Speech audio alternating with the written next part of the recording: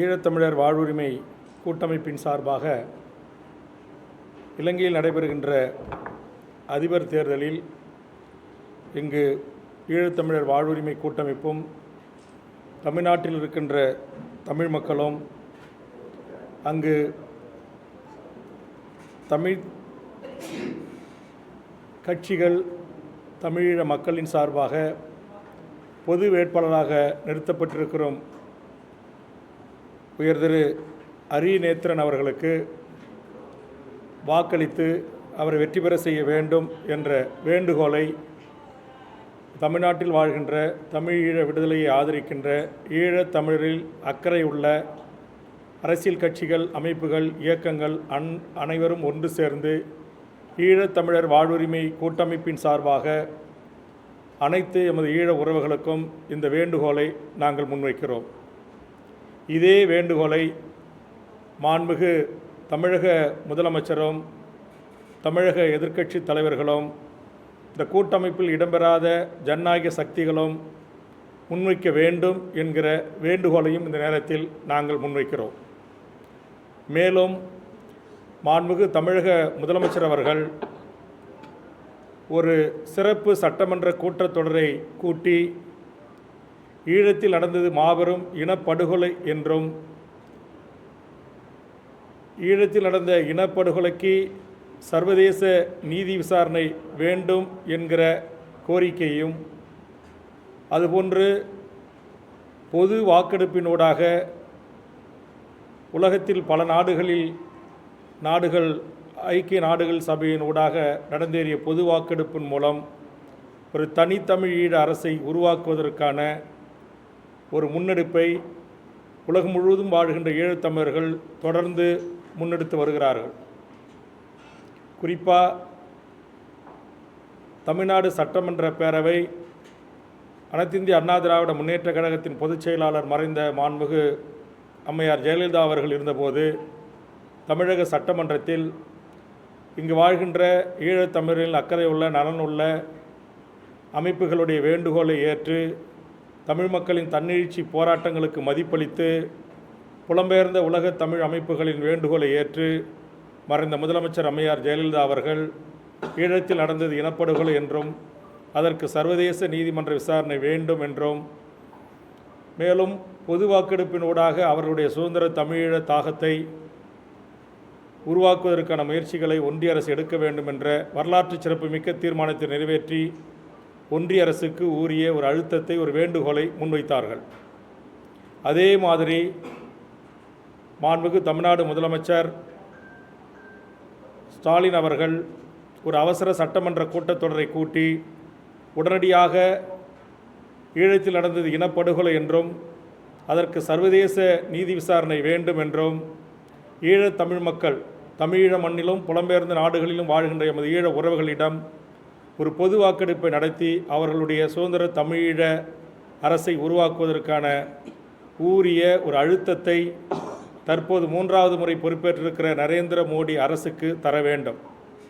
தமிழகம், புதுச்சேரி உட்பட 40 நாடாளுமன்ற தொகுதிகளிலும் தமிழக மக்களின் பெருவாரியான வாக்குகளை பெற்று வெற்றி பெற்றிருக்கின்ற திராவிட முன்னேற்ற கழகம் இந்த நாடாளுமன்ற உறுப்பினர்களோடு ஒன்றிய தலைமை அமைச்சரை, உள்துறை அமைச்சரை, வெளிவாரத்துறை அமைச்சர்களை சந்தித்து இதற்குரிய போதிய அழுத்தங்களை தர வேண்டும் என்று இந்த ஈழத்தமிழர் வாழ்வுரிமை கூட்டமைப்பின் சார்பாகவும் புலம்பெயர்ந்து வாழ்கின்ற ஈழத்தமிழர்களின் கோரிக்கையாகவும் இதை நாங்கள் முன்வைக்கிறோம்.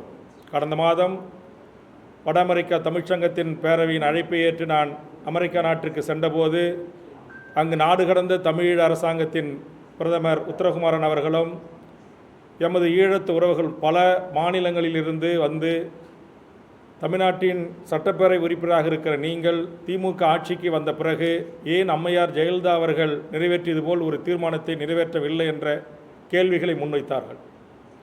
நான் அப்போது அவர்களிடம் குறிப்பிட்டு சொன்னேன், கண்டிப்பாக ஈழத்தமிழர் வாழ்வுரிமை கூட்டமைப்பும் தமிழக வாழ்வுரிமை கட்சியும் ஒத்த கருத்துள்ள அரசியல் கட்சிகள், இயக்கங்களோடு பேசி இதற்கான ஒரு பொது வேண்டுகோளை நாங்கள் முதலமைச்சருக்கு முன்வைக்கிறோம் என்று நான் தெரிவித்திருந்தேன். அதுபோன்று தற்போது அமெரிக்காவில் பயணத்தில் இருக்கின்ற மாண்புமிகு தமிழ்நாடு முதலமைச்சர் அவர்களை நாடு கடந்த தமிழீழ அரசாங்கத்தின் பிரதமர் உத்தரகுமாரனுடைய சார்பாகவும் புலம்பெயர்ந்து வாழ்கின்ற ஈழத்து உறவுகளின் சார்பாகவும் இந்த பிரதான 2 கோரிக்கைகளையும் சேர்த்து விடுதலை புலிகள் தமது ஆயுத போராட்டம் மௌனிக்கப்பட்டு மாபெரும் இனப்படுகொலை நடந்தேறிய பிறகும் இந்தியாவில் தொடர்ச்சியாக விடுதலை புலிகள் மீதான தடை நீட்டித்து வருகிறது. இது ஏற்புடைய செயலல்ல. ஆதலால் மாண்புமிகு தமிழ்நாடு முதலமைச்சர் அவர்கள் ஒன்றிய அரசு விடுதலை புலிகள் மீதான தடையை நீட்டிப்பதற்கு கேட்கின்ற காரணங்களுக்கு செவிசாய்க்காமல் அந்த தடை நீக்குவதற்கு உரிய நடவடிக்கைகளையும் மாண்புமிகு தமிழ்நாடு முதலமைச்சர் அவர்கள் எடுக்க வேண்டும் என்கிற கோரிக்கையும் ஈழத்தமிழர் வாழ்வுரிமை கூட்டமைப்பின் சார்பாக நாங்கள் முன்வைக்கிறோம். சொந்த மண்ணில் லட்சக்கணக்கான உயிர்களை பலி கொடுத்தும் இன்னமும் அவர்களுக்கான நீதி கிடைக்காமல் எமது ஈழ உறவுகள் உலகத்தின் அத்தனை நாடுகளின் கதவுகளையும் தட்டி கொண்டிருக்கிறார்கள். குறிப்பாக கனடா, அமெரிக்கா, வடமாகாண சபை, தமிழ்நாடு போன்ற பல்வேறு மக்கள் பிரதிநிதிகளுடைய சபை இந்த இனப்படுகொலைக்கான நீதி கோரலுக்கும் பொது வாக்கெடுப்புக்குமான தீர்மானங்களை நிறைவேற்றியிருக்கிறது. தற்போது ஆயுத போராட்டம் இல்லை, விடுதலை புலிகள் எந்த விதமான ஆயுத போராட்டங்களை முன்னெடுக்காத சூழலில் தொடர்ச்சியாக இங்கு விடுதலை புலிகளின் மீதான தடையை நீட்டிப்பதற்கு ஒன்றிய அரசுகள், இது காங்கிரஸாக இருந்தாலும் பிஜேபியாக இருந்தாலும், தொடர்ந்து ஏதாவது ஒரு காரணங்களை கூறி தடைகளை நீட்டித்து வருகிறார்கள். இது ஏற்புடையதல்ல. விடுதலை புலிகள் எல்லாம் இன்றைக்கு மனித உரிமை போராளிகளாக மாறி உலகம் முழுவதும் ஜனநாயக போராட்டங்களை முன்னெடுத்து வருகிறார்கள். அந்த வகையில் ஒன்றிய அரசுக்கு மாண்புமிகு தமிழக முதலமைச்சர் இந்த 3 கோரிக்கைகளையும் உடனடியாக நிறைவேற்ற வேண்டும் என்று எமது ஈழத்தமிழர் வாழ்வுரிமை கூட்டமைப்பின் சார்பாக மாண்புமிகு தமிழக முதலமைச்சர் அவர்களுக்கும் தமிழக அமைச்சரவைக்கும் இந்த வேண்டுகோளை நாங்கள் முன்வைக்கிறோம். இன்னும் நிறைய வேட்பாளர்கள் சிங்கள தரப்பிலே நிற்கிறார்கள். இலங்கை தீவினுடைய அமைப்பு ஜனநாயக அமைப்பாக இல்லாமல் இனநாயக அமைப்பாக இருக்கிற காரணத்தினால் முக்கால் பங்கினராக இருக்கிற சிங்களவர்களை எதிர்த்து கால் பங்கினராக இருக்கிற தமிழர்கள் சார்பில் யாரும் அந்த பதவிக்கு வர முடியாது. இதுவரைக்கும் தமிழ் வாக்காளர்கள் ஏதாவது ஒரு சிங்கள வேட்பாளரை ஆதரிப்பது என்ற நிலைதான் காணப்பட்டது. இந்த முறை அதற்கு மாற்றாக வெற்றி தோல்வி பற்றி கவலைப்படாமல் தமிழர்களின் இருப்பையும் விருப்பையும் உலகத்திற்கு உணர்த்த வேண்டும் என்ற முறையில் ஒரு பொது வேட்பாளரை நிறுத்தியிருக்கிறார்கள். இப்போதும் கூட ஒரு சிலர் விலகி நிற்கிறார்கள். ரணிலை ஆதரிக்க வேண்டும் அல்லது சஜித்தை ஆதரிக்க வேண்டும் என்ற நிலைப்பாடுகளோடு இருக்கிறார்கள். ஆனால் பெரும்பகுதியான தமிழ் அரசியல் கட்சிகள், 7 அரசியல் கட்சிகள், அவை தவிர குடிமை சமூக அமைப்புகள், பசுமை இயக்கங்கள், மனித உரிமை அமைப்புகள், சிவில் சமூக அமைப்புகள் எல்லோரும் சேர்ந்துதான் ஒரு பொது கட்டமைப்பை உருவாக்கி அரியநேத்திரனை வேட்பாளராக நிறுத்துகிறார்கள். அவர் இப்போது நாடாளுமன்ற உறுப்பினராக இருக்கிறார். ஆனால் தொடர்ந்து அந்த பொறுப்பில் நீடிக்கப் போவதில்லை என்று அவர் அறிவித்திருக்கிறார். அவர்கள் ஒரு தெளிவான ஒரு தேர்தல் அறிக்கையை கொடுத்திருக்கிறார்கள். தமிழ் மக்கள் கடந்த காலத்தில் வலியுறுத்தி வருகிற ஒரு தற்சார்பான பன்னாட்டு புலனாய்வு நடத்தப்பட வேண்டும், இன அழிப்புக்கு ஈடு செய் நீதி வேண்டும், தொடர்ந்து வருகிற பௌத்தமயமாக்கம், சிங்களமயமாக்கம், இராணுவமயமாக்கம், இந்த வழியிலான கட்டமைப்பியல் இனவழிப்பை தடுத்து நிறுத்த வேண்டும். சிறையில் இருக்கிற போர்க்கைதிகள், போர் முடிந்து 15 ஆண்டுகளுக்கு பிறகும் அவர்கள் விடுதலை செய்யப்படாமல் இருக்கிறார்கள். அவர்களை விடுதலை செய்ய வேண்டும். 19,000 பேர் காணாமலாக்கப்பட்டிருக்கிறார்கள். அந்த தாய்மார்கள் 1000 நாட்களுக்கு மேலாக தொடர்ந்து போராடி கொண்டிருக்கிறார்கள். இந்த காணாமலாக்கப்பட்டவர்களுக்கு நீதி புகட்ட வேண்டும், நீதி கிடைக்க வேண்டும்.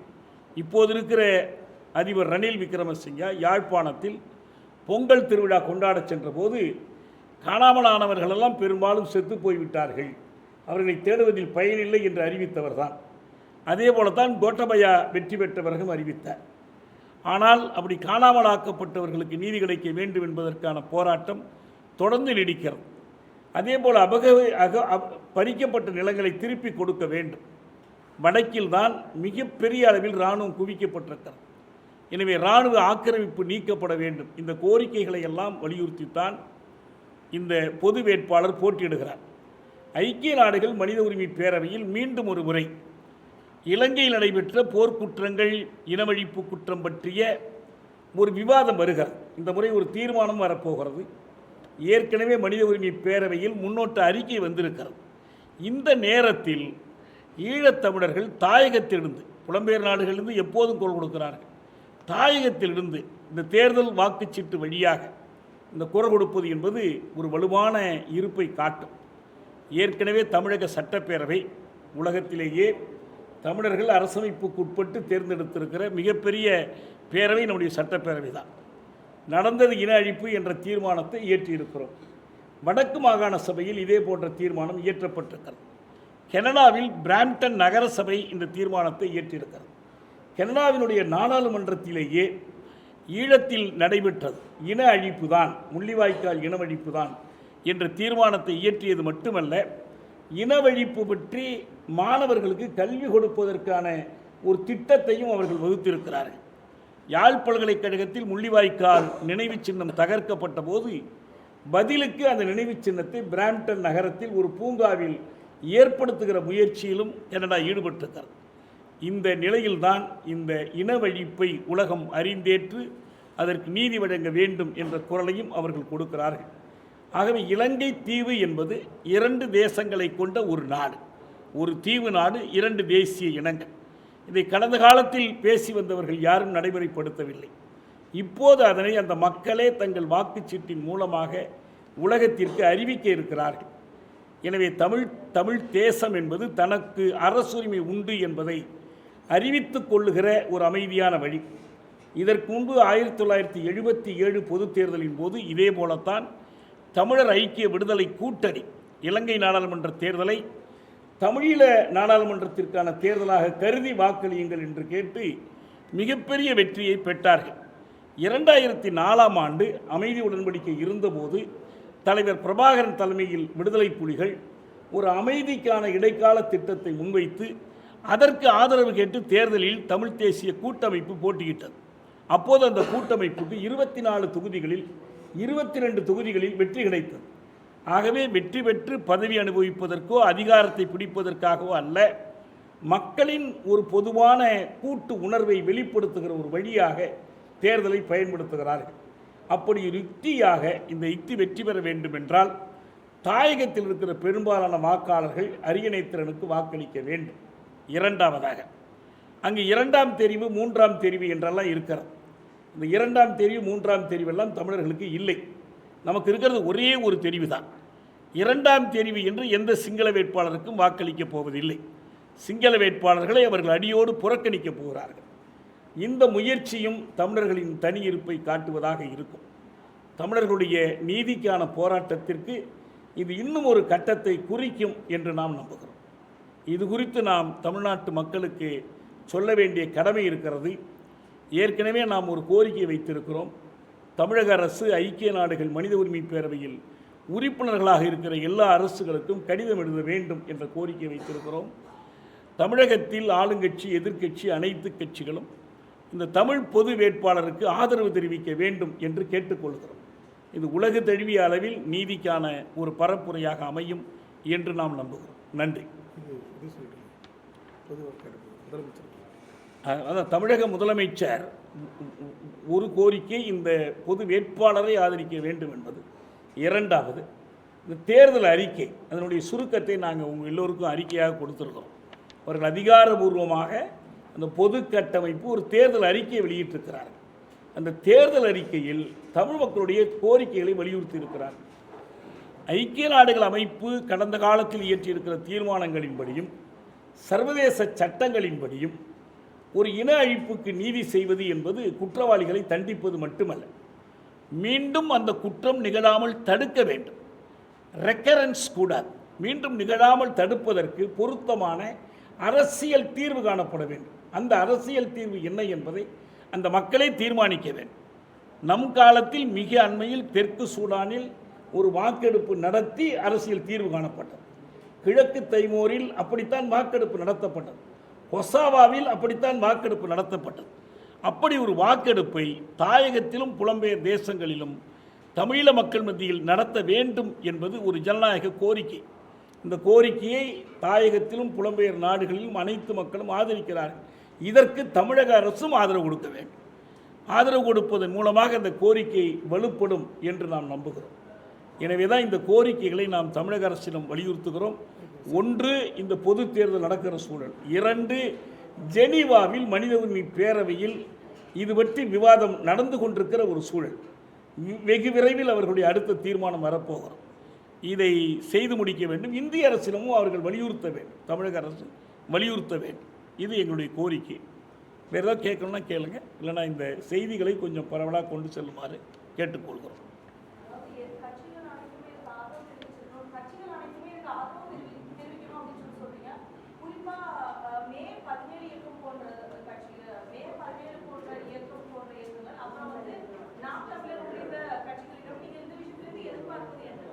அனைத்து கட்சிகளும் இந்த பொது வேட்பாளருக்கு ஆதரவு தெரிவிக்க வேண்டும் என்று எதிர்பார்க்கிறோம். கூட்டமைப்பில் இருந்தாலும் கூட்டமைப்பில் இல்லை என்றாலும் தொடக்கத்திலே எங்களுடைய ஒருங்கிணைப்பாளர் சொன்னார், ஆளுங்கட்சியையும் எதிர்க்கட்சியை கேட்கிறோம், எல்லா கட்சிகளையும் கேட்கிறோம். ஈழ ஆதரவு அமைப்புகள், பொதுவான ஜனநாயக இயக்கங்கள் எல்லோரிடமும் இதே கோரிக்கைகளை நாங்கள் வலியுறுத்துகிறோம்.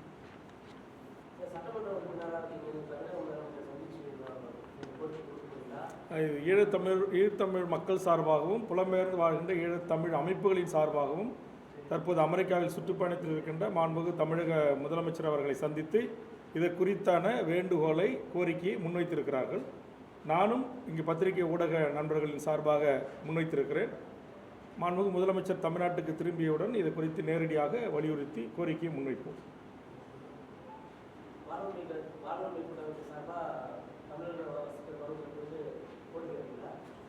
வாழ்வுரிமை கூட்டமைப்பு சார்பில் தான் இந்த கோரிக்கையில் வேண்டுகோளாக வைக்கிறோம். பிரச்சாரத்துக்கு அந்த நாட்டில் எங்கள் பிரச்சாரத்துக்கு போது வாய்ப்பு அங்கே போய் பிரச்சாரம்.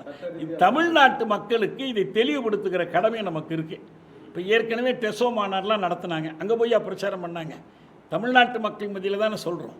அதுபோல் சொல்ல வேண்டிய கடமை இருக்குது. தமிழ்நாட்டு மக்களுடைய ஆதரவு அவர்களுக்கு ஊக்கம் கொடுக்கும், அவர்களுக்கு ஒரு மாரல் ஸ்ட்ரென்த், அது ஒரு அறவலிமையை கொடுக்கும்.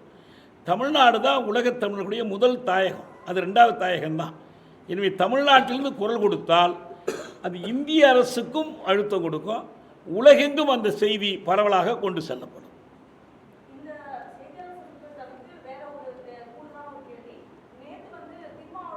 அது இதில் வேண்டாம்.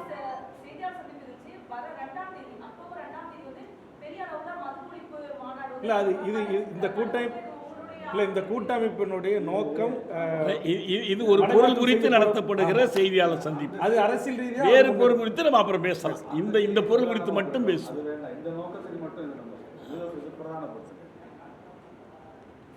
பூரண மதுவிலக்கு எல்லா கட்சிகளும் உடன்பாடானது தான், அதில் ஒன்றும் மாற்று கருத்து இல்லை. இந்த தலைப்பின் கீழ் மட்டும் நம்ம இந்த உரையாடலை வைத்து முடிச்சுக்கலாமா? வேற ஒன்றும் இல்லைன்னா முடிச்சுக்கலாம். நன்றி, அனைவருக்கும் நன்றி.